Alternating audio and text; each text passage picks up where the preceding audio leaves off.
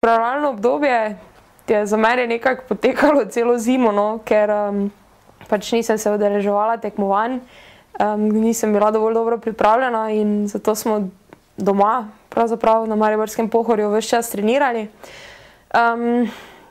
Tako da začetek pripravljalnega obdobja, se pravi od recimo aprila, maja dalje, sem tako kot je bilo tudi planirano, trenirala v okviru lastne ekipe oziroma v lastnem režimu.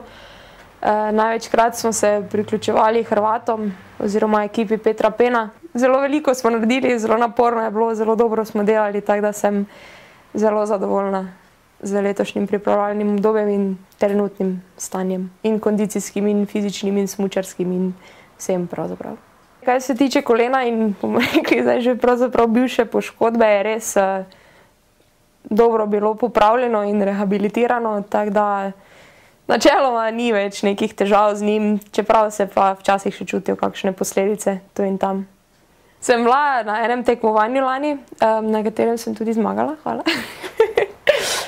In sicer na Gardenissimi v Val Gardeni, to je pa najdaljši veleslalom oziroma nekaj med veleslalom in Super G-om v Evropi, če ne kar na svetu celo, dolg 3 minute 45 oziroma pač tu nekje več ali manj.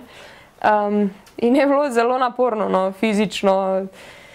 Se ne spomnim, da bi bila po kakšni tekmi tako utrujena do zdaj. Prvi nastop na tekmi, v bistvu tisti tudi z zelo dobro pripravljenostjo po skoraj 3 letih, bo najverjetneje, oziroma bo v Ameriki. Ja, bo zelo verjetno tekma za svetovni pokal. V bistvu ga res komaj čakam, ker je res že toliko časa minilo, odkar sem bila nazadnje dobro pripravljena in mislim, da tudi dokaj konkurenčna, no, je res že čas.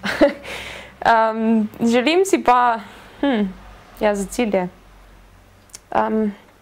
pač odpeljati vse smuke, Super G-je, se pravi vse tekme hitrih disciplin svetovnega pokala, da se navadim za naprej in tudi na ta ritem tekmovanj, ki je zelo zahteven.